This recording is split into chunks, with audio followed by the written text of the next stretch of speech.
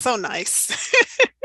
Were you able to disconnect, or did you have to bring your work with you? That's always the No, I was actually bragging on social media that out of the 10 days we were there, we probably opened, well, JW actually opened the laptop more than me. I probably opened it for about 30 minutes. I couldn't get it to connect on the ship's internet, so I just didn't even bother doing anything. And but Jay, he worked for about an hour. So about 90 minutes to an hour between the two of us per of day. work. No, Yeah. period. Period. Oh my gosh, that's fantastic. Yeah. I That's great. I was thinking, maybe an hour or two a day, because that's about the Hmm. best I could do whenever I Uh-huh. took a vacation as a firm Hmm. owner. Yeah. I would go in and triage those emails, but that is fantastic. Wow. Yeah. I Um, think it was because mainly too, I couldn't get the internet to work. So it was like, enjoy yourself. So I did. that's great. Yeah, I've heard that cruises are great for accountants because the internet is not good, and so you really have no That is so choice, true, right? You have right? no choice but to enjoy yourself. Yes, that's exactly Uh, what happened. okay, I'm going to use that to pitch my wife on us going on a cruise. Is the fact that Blake will actually disconnect Right. because he won't have adequate internet. So even if he brings his laptop, it won't help. Got it. Yep. Well, welcome everyone. Appreciate you joining us today. We're going to get started in just a moment, just a minute at the top of the hour, and we'll be talking about. Well, I think there is a tie-in to Nicole's vacation to this whole topic of building a firm, because if it's just you, it can be really hard to take a vacation. Yes. But if you got a good team, it can be very easy to take a vacation. But building up to that point can It's a take lot a of long work. time, a lot of Yes, a work. lot of work, a lot Yeah. of time. Yes. All right. Well, let's kick things off, shall we? Yes. Welcome to Grow and Scale, a series by Financial Sense. I am your host, Blake Oliver, joined today by Nicole Davis. Hi, Nicole. Hello. We're talking. Sorry, I forgot to turn on Do Not Disturb on my computer, and now Siri is trying to talk to me through my headset. It's very distracting. I'm going to remember not to do that in the future. Today, we are talking about how solo firm owners can gradually transition into team-based work, build their team, and delegate work so they can focus on more strategic work, and maybe even take a really nice cruise in Europe, like Nicole just did. She's back from that, very rested. So yeah, I'm eager to talk to you today, Nicole, about how you went from one to many in your firm. Yes, thank you, Blake, for hosting today's webinar, and thanks to Financial Sense for inviting me to be on. So give us the current state of Yes. Butler-Davis Tax and Okay. Accounting. That's your firm. Yes. Where are you at today? So today we have a team of about 14. Most are actually in-house. They're local to us. We have two offshore and one remote due to military orders. We primarily serve independent pharmacies, construction companies, and service-based businesses. And we do accounting, tax, payroll, and financial planning. And I think the last time I saw you in person, you had recently acquired a payroll service provider. Yes, yes. We acquired a payroll company last tax season, so in February of 2022, and that has worked out extremely well so far. Oh, that's great to hear. So yeah, you're doing it all: tax, accounting, payroll, Yes, really the full scope of what businesses yes, need. yes. Um, but it wasn't always, this many people. What did you say? Did you say No, 14? yes, 14. It started with just you, like most firms. Yes. So how long did it take you to get from 1 to 14? Oh, wow. I would say most of the growth happened over the last 3 to 4 years. So, and the most happened when we acquired the payroll company because we actually acquired 5 additional team members. So it took a little bit of time to get from one person with me just being me to where we are now. I would say I was solo for maybe a good 8 to 9 months before I hired my first admin. So that was my first hire. And then after that, we hired our first accountant, and then my partner slash husband came aboard. So it was us for a little while before we started ramping up hiring. And for those who have joined us live, I would love to hear your stories. Mhm. If you're not one person, if you have employees, I would love to hear your story about your first hire. Mhm. Like what was that like for you? Did it work out? Did it not work out? I have my own story. I'd love to hear, Nicole, like what it was like for you going Yeah. from just doing it yourself to your first hire. How did you make that leap? Was it terrifying? Was it exciting? Was it, It was how'd it go? exciting. It was definitely exciting because, again, I knew early on that I wanted to hire someone rather quickly, so I needed to put my finances in order to do that, and I needed to budget for it. So my first hire was an administrative professional. I needed someone to help me with scheduling the client appointments, onboarding clients as far as bringing in storing their doing document management. I needed someone to have that client communication to where I wasn't always on the phone with clients. So it really boiled down to me figuring out the things that I didn't necessarily need to do or should be doing, and then hiring someone to take care of those tasks. Mm. So administrative help. Hmm. Um, like how did you figure out what to give them, what to keep for Hmm. yourself? I mean, training somebody can take a lot of time. And, It were does. you, for me, by the time I hired somebody, I was like Hmm. maxed out. So how did you deal with that? Training time, making time for that. So as far as training, so my first hire was definitely someone I knew and someone I trusted. So because I hired someone I knew and trusted, it was easier for me to train them because I knew what their skill set was already. I knew what areas they needed to improve on. So for me, I definitely started delegating those tasks that I knew they could handle without a lot of handholding. That was the first big check that we did. And then eventually I started releasing other tasks, and the training just involved me sitting down, taking the time to sit down and just go over what the outcome looked like. And so I started delegating the outcome and not the process. But even then, you have to kind of walk through the process sometimes. So it took some time to train them on those bigger tasks or those tasks that were a lot more complex. Mhm. And that just involved taking the time to do it. So I had something like office hours or assign a task, and then I would have them go do the task, offer feedback. And then if they had any questions, I encouraged first a resource that I use called 3 like take time to figure out the answer with the resources available to you. And then if you couldn't figure it out, come back to me, we'll sit down, relook at where your bottleneck is, where you're having issues moving forward in the task, and then they'll go back and tackle it again. So again, it just takes the owner has to take time to sit down, offer the training, do the training, and then allow the person to go out and complete the task. So what were some examples of Mhm. tasks that were effectively delegated by you to your admin? So a few tasks that I delegated immediately was like answering the phone. I don't really like talking on the phone. So definitely I wanted someone to answer the phone, take messages, not transfer them, and then I could follow up later with the client, schedule appointment, because back then we had a scheduling app, but a lot of client called in, a lot of prospects called in to set an appointment. Social media, I delegated that pretty much right off the bat. What else do we delegate early on? We delegated all of the document management, definitely following up with clients as far as requests that we sent out. We delegated creating proposals. So I taught my admin Mm. how to create proposals. So once we closed a new client, she could send a proposal out within one business day versus waiting on me because I am always the bottleneck in my firm. So I knew early on that I needed to bring in someone to keep me from being the bottleneck in a lot of the processes and tasks we had. Yeah, that's great. So you could just basically make notes when you're talking with a client and they're ready Hmm. to sign up, and you just send that to your admin and then they go make the proposal for you. Exactly, yes. So Wow. she also helped with data entry, maintaining our CRM, research. So a lot of people don't really use I guess, their help to research some things. So I definitely leaned on her for a lot of the research, especially with tax law. If I had a question that I didn't have time to go and dig into the law, I tell her this is what I needed to find out. I gave her the resource to go look for, and then she would find it, report back to me on what she found, and then I could make decisions or use my professional judgment from there.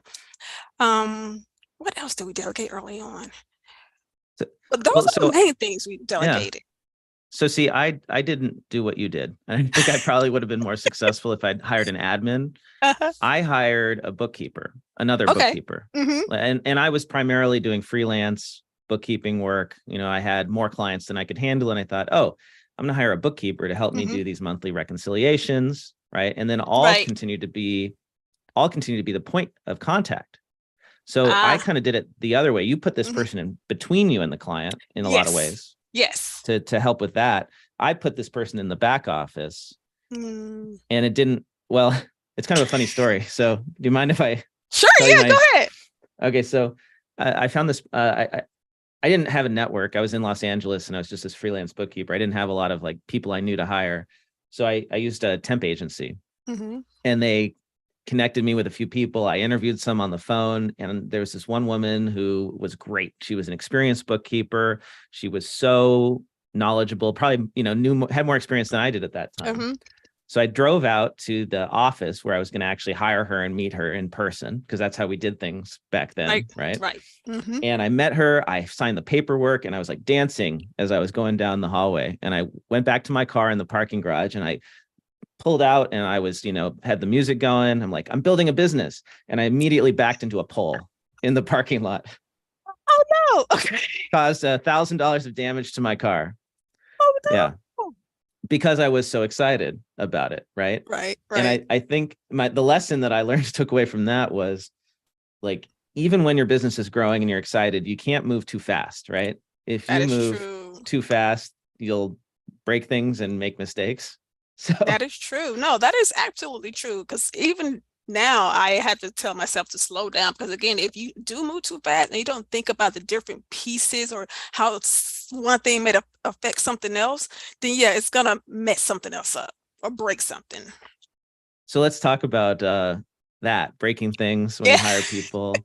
Yes. Um, what's the biggest challenge that you have faced in hiring, especially when you're small, like when you Hmm. were just building that nucleus of your firm? I would say the biggest challenge I had early on was hiring the right person for the right seat. Like I went through so many new hires, and it took me a long time to hire slow, fire fast. I would hire slow, fire slower. So, and that hurt my business in a lot of ways because I was holding on to people that weren't, I guess they weren't progressing the firm's goals forward. So for me, definitely figuring out, okay, who do I need to hire? Why do I need to hire them? What are they going to do on a day-to-day basis that's going to contribute to pushing the firm forward? Took me a rather long time to figure out. I would say probably 4 or 5 years before I finally was like, okay, let me go find something that can help me do better at this. So I read the book, Who is the A Method for Hiring, and it pretty much has a really great framework on the hiring process and hiring those A players so that you could plug them into your processes or firm. So how long do you give somebody to figure things out before you let them go? That's, Ah, fire fast, right? How fast do you yes. So fire? now in our hiring process, we let everyone, candidates know early on during the interview phase that, hey, if this is when they've gotten to the point to where we want to make them an offer, right? So we're like, hey, you have 2 weeks to pass our online training course. So we have a very thorough training course that we license from another CPA firm out of Florida. So we say, hey, you have 2 weeks to pass this course. So it's like a QBO training course.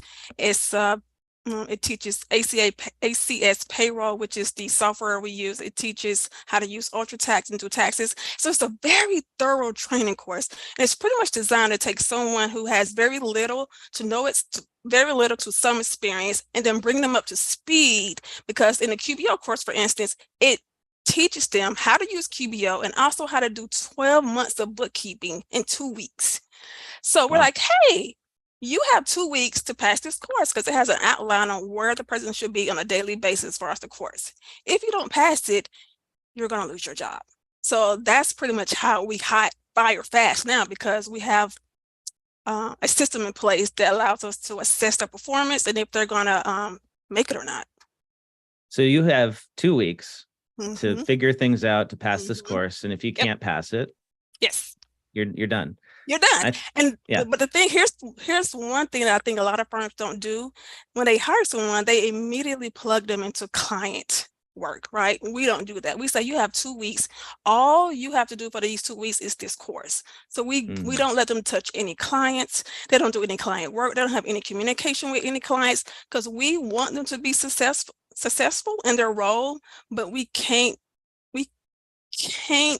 allow them to do that if they're doing client work and also trying to pass this course because we are very strict on the timeline of passing the course. Yeah. Well, and you definitely don't want somebody who's not going to work out Yes. introduced to clients and then have to Yes. explain next month, Right. oh, that Exactly. which They're not here I anymore. We fired them. yeah, to be honest, it's happened to all of us, I think, at any Yeah. firm, right? Where that you have to have that awkward conversation. So Mm-hmm. that's a really great tip is you just sort of absorb the cost of that training as their Yes. trial period. Yes, exactly. Yeah. Ah. We got some comments coming in from Okay. our live attendees. The name of the book that you just mentioned, Nicole, can Mm-hmm. you say that again? Yes, it's called Who, the A Method for Hiring by Jeff Smart. That's GEOFF. FF Yes. and Randy Street. In Rainy Street. Yes. Awesome. And then you mentioned a test that you have Yes. licensed. Is that something Mm-hmm. that other firms can get? Yes, it is. So it is a training course. Again, it's developed by a CPA firm out of Florida. So it's a rather large firm and they do a lot of hiring. So I would say if you're planning to do a lot of hiring, it's a great investment. If you're not, then it can be costly to Hmm. invest in the learning management system. So I would say definitely something to look into if you're looking to train someone. And they have very specific courses. So they have QBO, they have ACS, which is Thomson Reuters, they have Ultra Tax. I think they just added a course for cert. Like they're constantly updating the materials, adding new courses, but it's a really great learning management system. Yeah.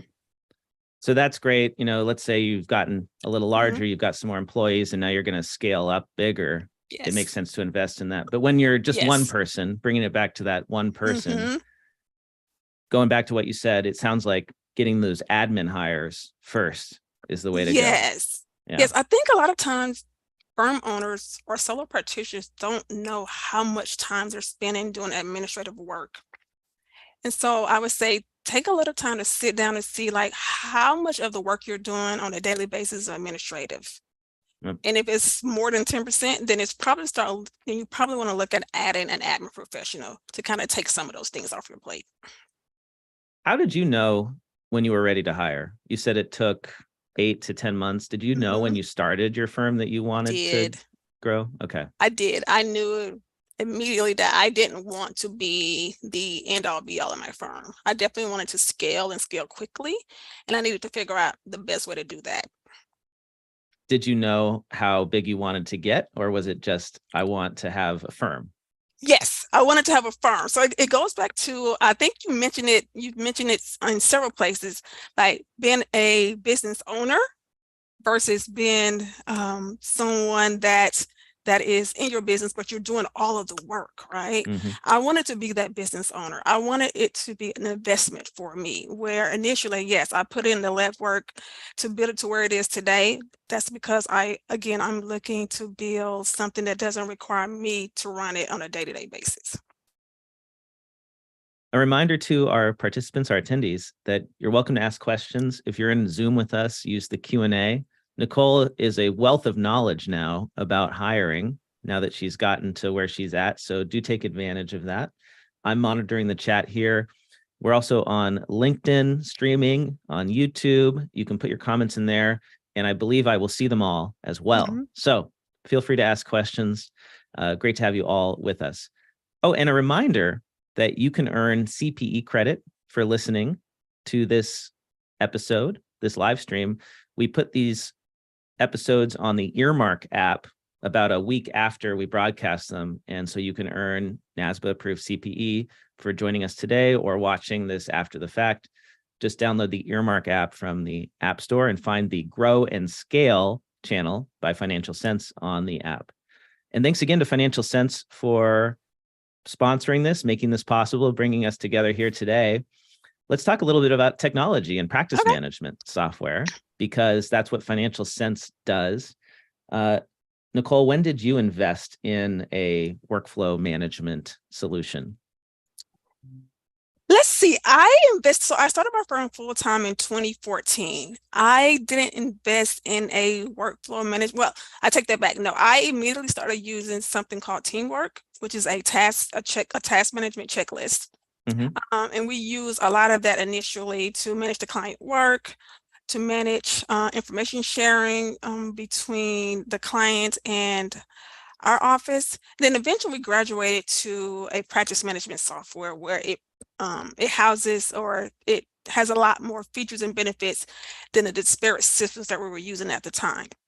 So we used So, a so system called, go ahead. sorry, I was curious, when did you know, like as a solo practitioner, hmm you might not need or feel like you need task or project management software for your firm. Like, how do you know when it's time to put that in place? I Like, where were you say, at? so for me, I was oh, great story. So again, we were using the Teamwork software. Mm-hmm. So we also do taxes. And one of my pet peeves is when a client asks me, and this is probably something that a lot of firm owners, especially the ones that do taxes, can relate to. A client asks, what's the status of my tax return? And so I was constantly getting those questions early on, right? And it just irked me to no end. So I was like, you know what? I need a way for them to track and check their status without involving me, right? Mm. And so we went out and found a solution for that. And then in the solution, we also gained so many other benefits and features that we were able to replace so many of those other apps we were paying for separately within this one solution. So that is how I determined. I had a problem, and it was a client communication problem. And so I found a solution for that first. And that's why we introduced the workflow management, practice management software. So then the benefit of having that is you can now delegate client work. Yes. So we talked like how you hired an admin to start and you were still Yes. doing the client work. Yes. At what point did you start hiring people to do the client work? You know what I did? So as most accountants, we like the technical work, right? We like working in our little silos, doing the client work. And I didn't know that I necessarily needed an additional accountant until someone reached out to me directly. So then I was like, hey, you know what? I probably need to hire someone to sort of take some of this workload off of me, because then I was running into capacity issues, right? It was like we wanted to bring on new clients. I didn't have capacity to do so. I was happy working on my set of clients that I had. So one, it was capacity, looking at my capacity, determining, okay, if I want to grow and scale, I need to bring on help. Also, I wanted to find a better work-life balance. At the time, I had really small, I mean, I still have small kids, but they were a lot younger back then. And then realizing that I can't work all day, 5 days a week, and some Saturdays, if I didn't bring in additional help. Also, operational bottlenecks. Again, I am usually the bottleneck in my firm. I still am in a lot of ways.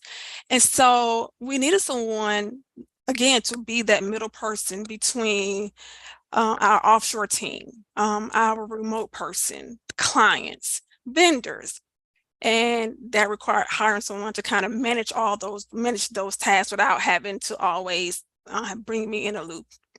So it was a number of different reasons that made me decide to hire additional help. Also, if none of those fit your current situation, you may want to hire because you need someone to specialize in something. For instance, like you may need to hire someone that if you're in a specific a niche and you don't have the required skill set to service that niche, you can bring someone in to service that niche for you. Also, if you want to add a different service line, like for us, payroll. Most accountants hate payroll. I hated payroll, but I bought a payroll company because the talent with the company came with the acquisition. So today I have not touched any payrolls that we have acquired. My team handles all of that. Also, if you're solo and if you have physical or mental health issues, then you may want to think about hiring someone so that you can take a step back and take care of yourself. Mm. take that vacation we were talking about before we got Or take a started, vacation. right? Yes, I yes. don't know if everyone heard that, but I want you to reiterate, Nicole, what Mhm. was the vacation you just took? Because it sounds amazing. And it's something you could only do if you'd actually delegated the work in your Yes. firm. Where'd you Yes. go? So we just returned from Barcelona. We took a 10-day vacation. So we flew into Barcelona. Then we were there for a few days before we took a 7-day cruise around Italy, France, and Spain. And I was telling Blake that he asked, did we do any work? I said, yeah, we sort of did. So I opened my laptop for maybe half an hour, but I couldn't get it to work on the ship. So I closed it and didn't open it again. My husband, he opened his. He probably worked about an hour to 90 minutes because he was doing payroll for all the companies. So that's the main reason he took his laptop to do the work. But other than that, we probably spent a couple of hours during the whole trip doing any type of work. And our team, I would say they held the office down um, for us while we were away. That's fantastic. And that's because you have put yourself in the role of a business owner Yes, and not a service provider. yes, And you have delegated the really yes, critical client work. exactly. So and I think in my experience talking with firm owners, my fellow CPAs, that's Hmm. probably the biggest challenge that we have is we love doing the work. And so it can be really hard to let go of it, especially Right. if we don't feel like it's going to be 100%. Yes, I do it perfectly. If I delegate it, maybe it's yes. not perfect. That's hard. Hmm. How, and you're a CPA, Nicole, like, how did you get over that? How did you learn to delegate? So I would say, again, it's really hard to give up control because we're technicians through and through. And also, there's something that called delayed delegation. I think a lot of us also suffer from that, in that there's a task that you shouldn't be doing or that you can delegate to someone else to do. Even if you don't hire anyone, you can hire a VA to handle this task, but you don't actually delegate it until it's at the deadline or it's too late. So for me, I would say if you have an issue with those, and those are things that I definitely struggle with early on. And even now, I struggle a lot with delayed delegation still now. But one of the things you can do to kind of get over that fear of letting go and trusting others to handle those important tasks is to start small and build trust for you. So like give them a small task, delegate the outcome of what the task looks like when they complete it, and then get them autonomy to actually go out and do the task. And then you can come back, review it, offer feedback if it's not done correctly or if there were some hiccups along the way. So definitely start small, build that trust, hire the right people for the right seats. So I cannot say that enough. You want to make sure that the person you're hiring, that they are capable of doing the job that you intend them to do.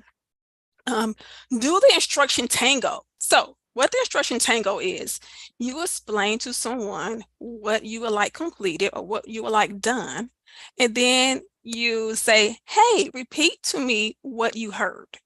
Hmm.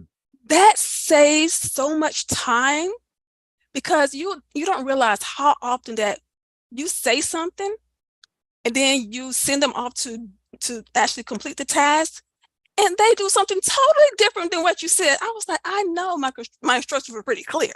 Like I wasn't talking a foreign language. So I wasn't so for us it's always okay, this is what I need done. Now explain back to me how you heard what I need done. And that way you can kind of close some of those gaps early on as far as misunderstandings, they can get more clarity on the task, and then you can have that training do feedback loop after that. I love that. The tango. The What did you instruction tango, the yes. instruction tango? Yeah. That's gonna make me remember it. I mean, I'm a horrible dancer, Nicole, but I feel like I can do the instruction tango. Yes, definitely. We got a question here on Okay. LinkedIn Okay. from this person says, I am a big four manager and Okay. planning to open my own CPA firm. I have Congrats. audit. Yes, congratulations. It's a big leap, right? Mhm. I have audit experience, but no tax experience. Another option for me is to work for a private firm and earn around 200K, but I am inclined toward my own CPA firm. What do you suggest? Oh, oh. You put in your whole career. No Okay, pressure, so Nicole. I know, right? No pressure. Yeah. Let's see. What do I? Okay, if I'm being honest, Mr. Big Four manager, it's a. I don't know if it's a guy or Big girl. Four. Yeah. We don't know. So Big Four manager, if I'm being honest, I would say when I started, I had no tax experience. My background is in accounting, accounting only. So I did taxes for family and friends to build up that skill set initially. So I would say start there. Like how ask your friends and your family members, hey, can I do your tax return next season? Or if you have any that are on extension now, ask them, can you do their returns now? So you can start getting in the rhythm of what it feels like to be in tax season, to do tax returns, to understand the forms you're going to complete. Also CPE. So like you said, you don't have to have a lot of experience. You just got to have the right experience, right? So CPE that teaches you how to complete a 1040, they teach you the tax laws, like buck up on that as much as possible. Also, trainings. There are some software companies, tech software companies that will train you on the software, but they also have technical training that you can look into. So I would say kind of do a combination of those things, and then I think you will do absolutely amazing as your own firm owner. That's great. Great tips. I love the idea of not having it be a cutoff, that you can find out what it's like to own a firm on the Yes. side. Yes. And that's so important because it might not be what you imagined. And the last thing you want is to quit your job and then Yes. realize, oh, I made a huge You mistake. don't want to do this, right? No. And you don't have to, luckily, No. right? You can grow and scale slowly until it's Yes. enough on the side to do your own thing. And Exactly. and and maybe you realize that, you prefer being an employee, a staff, or a manager at a firm, Mm-hmm. because it's very different being the owner, like you pointed out, It's Nicole. very different. Very different. What do you spend most of your time on now that you've scaled up? Training, offering feedback. Um, I would say big picture things. So I spent a lot of time doing strategic planning, big picture, determining what vendors we're going to work with, determining how to improve processes. Like that's what my background is in corporate. I did accounting, but most of it was around process improvement. So, Mm. and just trying to figure out ways to do things better in my firm and also make it a better workplace for our team. Yeah, and that's very different than the kind of work that you would do as a service provider, as a professional. So you have to find out, do you do you enjoy that, setting up those Exactly. processes? Well, you already Exactly. knew because you were doing that in your Mm-hmm. corporate life. Mm-hmm. Yeah. It is, yes. And now that we're not in offices really anymore, do you have an office that your I team do goes have an to? office. We just moved actually to a bigger office. So Uh, yes. and is the whole team in the office, or are they remote as well? So about 11 are in the office and the three remaining are remote. So we have two Got it. offshore and Two then one offshore. that is in another state. Yes. So you have to have really good processes Mm-hmm. anyway, even though you have an office, because you've got that offshore team. Exactly. And I would say too, that's one of the things you want to consider before you move towards building a team model is get your house in order. So, growing up, I'm not sure if you can relate to this story or if anyone can, but my mom would never let us have company or friends over if our house was in disarray. Like she was like, you got to Oh clean up yeah, first, right? absolutely. And this can Uh, be applied to firms in that you want to make sure that you have the processes, the checklist in place so that you can train others on it. Because you don't want to bring someone into your mess or into your disarray and then try to figure things out. And you'll be wasting money then and time because unless you're going to hire them to do those things for you to create those processes and checklists, but it's better to already have those things in place before you hire your first person. and my personal recommendation, tell me if you agree with this or not, Mhm, Nicole, but like I'm a tech nerd, so I just love mhm, playing with apps, even mhm. if I don't necessarily need them yet. And so I set up workflow software for myself when I was solo. Mhm. And it gave me comfort that I knew that I was doing the work every month, that I wasn't going to miss deadlines. Yes. I'm super forgetful, which is not a good thing to pair with being an accountant. So to make sure I process payroll on time, I had to have multiple reminders. Um, Yes. I totally agree with that. So again, yeah, too, we were using a teamwork checklist because again, there are so many different tasks, and some tasks are varied by client, that Yeah. if we didn't have something that says, hey, do this, and or take care of this task by this date, then so many things will fall through the cracks. And then, when those things fall through the cracks, you have very unhappy clients and you can't deliver upon what they're paying you for. We had a question from Moshi on LinkedIn. What's Okay. the best practice to create procedures and checklists and SOPs? My favorite best practice is to actually build that out in your workflow software. So Yes, find software that will let you add notes to a task so that when you do the task and it recurs again, you have the same notes there and exactly. you remember how to do it. Nicole, any tips for creating that documentation? Yeah, so I would say every time, so generally there's always something you have to do every day. So every time you're about to perform a task, I would say do something very similar. There's software that will actually record you doing the tasks, Mm-hmm. such as scribehow.com. I think that's the website, Yep. scribehow.com. There's also Loom. You can create Loom videos and then you can transcribe your voice over the instructions, or you can talk through it as you're actually doing the video. So I would say start with the current tasks you're doing and build out processes for those first. Like you don't have to go out and or create a list of tasks that you think are you're going to eventually create processes for. I mean, you can just do it on a daily basis as you're completing the work that you're doing. That's my favorite way to do it is as I'm working, I have Hmm. the process, the task, whatever you call it, the project up on another screen, Hmm. and I am filling in the missing documentation as I go. Right. Making a Loom video, make a scribe. Hmm. It takes extra time and it might take twice as long to do the process, but once you've Right. documented it, Initially, yeah, yes. it's a big investment in time. And it's funny that we it's a big investment of time initially, but it saves so much more time on the back end. So like, and I think we accountants, we fall into that trap of, well, it's only gonna take me 5 minutes to do it. And then you're doing this 5 minutes every day when you could have done it once, trained someone how to do it, and then delegated it to them. Now you've gained whatever time back that it was taking you just 5 minutes a day to do, or 10 minutes, or however long it was taking you to do it. So if you're listening and you don't have workflow software yet, check out Financial Sense, our sponsor of this series. It's super easy to use. You can onboard yourself, your team really quickly, and you can start documenting the work that you're doing now so that as you grow and scale, you've got it there and you're saving that time in the future. You're taking care of your future self when you do Yes. that. Yeah. Yes. So you It's can so take fun. the vacation. Yes. So I'm gonna so at Engage this year, I'm not sure how many people attended Engage, but I did a session with Laura Lynn and Jason Stats on scaling your firm through video.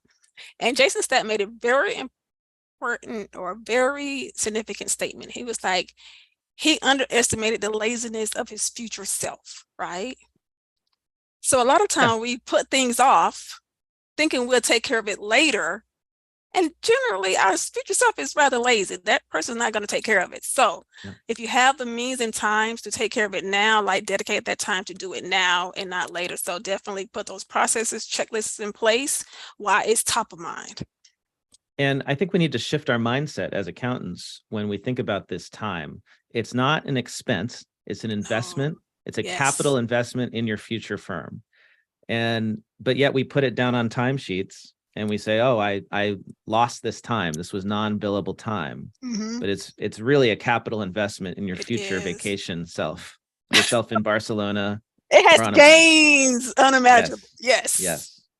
And we've got some conversations going on in the chat. Okay. Just want to check in on our attendees Okay. here. Jen said, I would add to that. Oh, this is in regards to Okay. the Big Four manager who wants Yes. to start a firm. So Jen says, you can specialize in audit. My firm doesn't do audits and looks to other firms to fill that need for our nonprofit clients. So maybe that's the way to go is, hey, you currently specialize in audit now Hmm. as a Big Four manager. You don't necessarily need to go and learn a whole new specialization Right. doing tax work, right? Just because a lot of small firms do tax doesn't mean Right. you have to. Right. You could network with other tax firms that don't do audits and take on the smaller audit work to get And started. that would be considered a niche among small firms too, because a lot of small firms don't touch audit or do any type of assurance services. Yeah. So that's a great way to set yourself apart from the other smaller firms. Might be a good idea too, because I've been reading about how a lot of these regional audit firms can't find enough staff Mm, and are losing work and are not able to keep up with deadlines. So hmm if you specialize in, say, an area where you can be more efficient, you're using technology, you've got, say, if you're Big Four, you've been using offshore staff your whole career at this point, so you know how to Right. do that, hmm right? You could have an advantage against those regional firms that may still be doing everything locally. Kathleen said, hire an offshore employee. You will spend 3 days on making procedure videos to save your own life. Yeah. I guess you have to make the procedure videos. You do. You do. I You mean, have that's to if you're going to hire yes. offshore.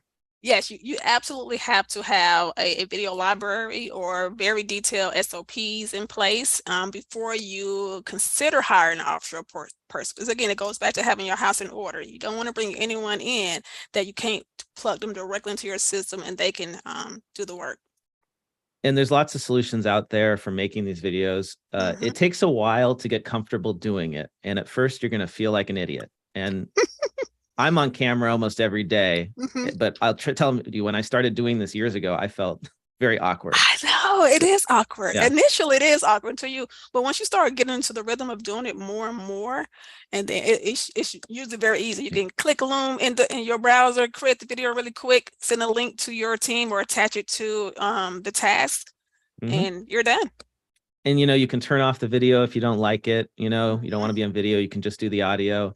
hmm And they're making it really easy now with AI tools to just cut out the awkward silences. So if you don't know what to Right. do next, you just wait and you think for a few seconds, and the technology will cut that out and make you sound like you know what you're doing. Like you So do, like it's a yeah. steady stream. Yep. Yep. So I love the video thing. Give that a try. You can do it for free to start. hmm Um, so we had some more questions come in about that Okay. course. Did you actually Ah, mention the I name of the didn't. course? It's called the Learning Management course. It's owned by Howard CPAs based out of I think it's Lake Mary, Florida. So it's Howard CPAs based out of Lake Mary, Florida. And the course is called, Learning Management System. That's what it's. it's just called Learning Management System. hmm Okay. I'm just going to put that in as an answer for our attendees. You can trace it down if you like. Okay. Do all of your employees go through the QBO and LMS training, or is it just the accountants? No, all of them. So All of them. I would say all of them that we've started hiring over the last 18 months. So before we didn't have it, we implemented it about 18 months ago. So anyone that we hired that has a technical, I would say the ones that have the technical jobs or technical roles, they have to go through it. Got it. Do you have any advice for a new CPA firm to find tax or bookkeeping clients other than family or friends? Oh yes. So listen, the hiring talent, yeah, finding skilled talent is quite difficult these days because again, there are so many options out there for candidates.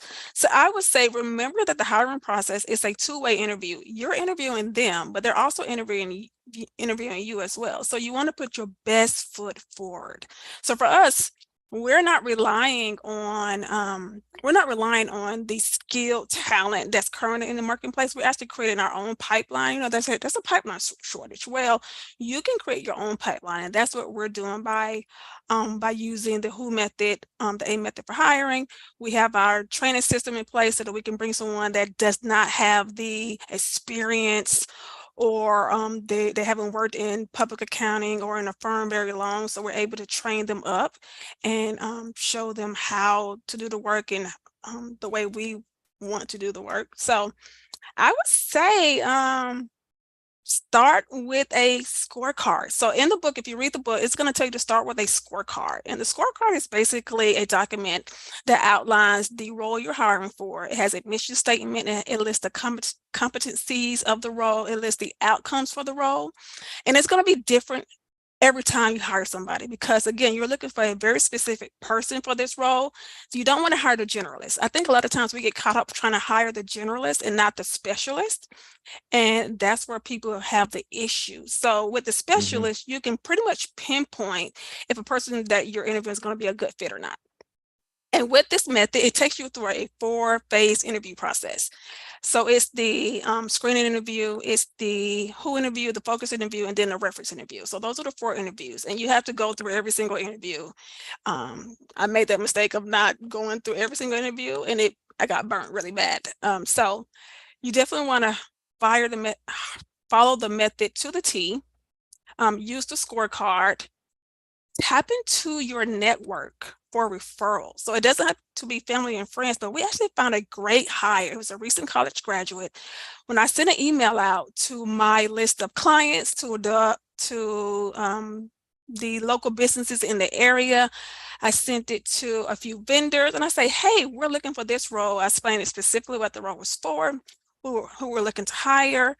And then I offered an incentive if they send us anyone fit that were a fit for the role. And so I got so many people that responded that say, hey, I know someone. And I was like, okay, great, send me their resumes. So I would say, don't underestimate the power of your current network. A lot of times job boards can give you a lot of unwanted candidates. Mhm. But you have to, like I said, be very specific in what you're hiring for, what the role looks like, if it's done successfully, and then go from there. So, how do you create a culture of accountability as you Ah, grow? How do you make sure that people are getting the things done, as you scale? hmm You got a lot of people now. You can't talk to all of them every day. How do you do No. that? Let's see. So how do I create a culture of accountability? You have to be extra mean, Blake, like extra mean, okay? It's hard No, to no. imagine, Nicole. I'm trying to picture you, in an I'm, employee review. talk to my employees. They will tell you some stories, okay? Okay. But no, seriously. So actually, I have this acronym I use. It's called TREAD. So again, I'm always saying delegate the outcome. But in TREAD, it's task, review, empower, accountability, and then confidence, develop confidence. So for me, the task is first, you got to clearly define what the task is, explain it to whoever's been assigned the task. And use the tango, Yes, right. the Definitely want to tango use method. your instruction tango. Yes, review. That's the training portion of it. You want to review the processes with them. You want to review any trainings available to them. You want to offer any feedback. Allow them to have clarity on what exactly they're going to be completing or the task that they're being delegated. Empower them. That means trust them to actually complete the task. Don't micromanage. I quit my first job because I had a micromanager. Yeah. So you don't want to micromanage the process. You want to delegate the outcome, give them, hey, this is how the process looks, but hey, I'm open to improvements to that process. As they're carrying out the task, hold them accountable. That's where the accountability comes into play. You have to hold them accountable. If you give them a task and you know you've given them very clear instructions, you did the instruction tango, and if they perform the task to completion and accurately, then you want to, develop that confidence by rewarding them. You want to have a positive feedback system. If they don't, then you have to have some mechanism in place or some consequences that say, hey, and the consequences don't have to be harsh. That's the thing. So don't think consequence means you have to write them up or lash them. Like initially, you just want to have a conversation to say, hey, tell me what went wrong, what went right, how, and then offer feedback so that when they try to tackle it again, that they're more successful. So yeah, we use TREAD: task, review, empower, accountability, and develop their confidence. I love that. Wow, that's like a real system for creating accountability. Yeah. I need to up my accountability game at my company because it's definitely not that systematic. Mm. But that's because you've got that process driven background. But do you mind, Yes. Nicole? I know that we've talked about this a long time ago, where Yeah. you started in corporate life, Hmm. but I would just love to, like, Sure. how did you get this process experience? Where were you? Oh, let's see. So I would say I got it at my very first internship out of college. It was with an oil and gas company based in Oklahoma. And so, during internship, some internships, they don't give you real work. They give you all the grunt work to do. Well, this Yeah. particular company, it was an oil and gas company. They put me in the tax department, but it was for, I think it was business and occupational tax for the state of Washington. It was one of those um, West Coast states. Yeah. This tech and so someone in the office was doing it before. They gave it to me to tackle for the whole summer, right? So that was the only thing I had to work on, was completing this tax return. The issue was this tax return took about 3 weeks to complete. So that's why they assigned it to me to complete over the summer months. It takes 3 weeks to do this one return for them. And I was like, hey, there's no way I'm about to spend 3 weeks doing this one tax return. So immediately I got on the phone with a friend. I was like, hey, and I'm a visionary too. So that's one thing people should know about me. Like I'm great at giving people my vision and then asking them to help me build it out. And so I called a friend. He was a programmer, and I say, hey, there's this task I need to there's this tax return that I need to automate as much as possible. And this was like back in early 2000s. And I said, I need some code to help me do this. So he showed me a few code that I could use. Then I took a cell and I started automating a lot of the inputs in Excel. Right. So I built it out in Excel to automate a bunch of the inputs and to pull data from different parts of the system. So I get it was definitely a team effort. But at the end of the day, we were able to take something that took 3 weeks initially. By the end of my internship, it only took about 5 days to complete it. So that's where my Wow. process improvement background Yeah. started. And then from there, like every job I've had, and it's never been jobs where they hired me to do process improvement. It was just that when they gave me a task, I was like, there's a better way to do this. And I just Hmm. figured out a better way to do it. And that's just how I built up my skill set in process improvement. And you had that early experience where you were able Hmm. to take something that took 3 weeks and make it happen in 5 days, or, Yes. yeah. And that's the power of technology. And Yes. Yes. it's so amazing what we can do now if we have the right process, if we have the right tech, and we have a team that's accountable. We can be so efficient and not have to work Yes. our butts off. You know, Yes. And I have to that's do the everything dream. manually. Yes. Yeah. I think there's always a way to audit. There's a way to automate almost everything. We just got to figure out a way to do it. Now, if you are, let me start that over. If you're interested in learning more about ways that you can automate your firm, improve your workflow, streamline, check out WorkflowCon, hosted by our sponsor, Financial Sense. It is on October 24th and 25th from 10 to 5 Eastern. It's a virtual event. Register now. I think you'll love it. If you love anything we've been talking about here on this series, you'll get a lot out of this. Um, Nicole, before we go, do you have any recommendations? Mhm. Let's say I'm a solo Okay. accountant. I am interested in going from one to many, starting to Mhm. hire. What's your, like, what should I do? Where should I start? Great question. All right. So I would say first, more than anything, figure out how you want to spend your day or your time. So ask yourself, what do I want to do every day? Like, what brings me joy?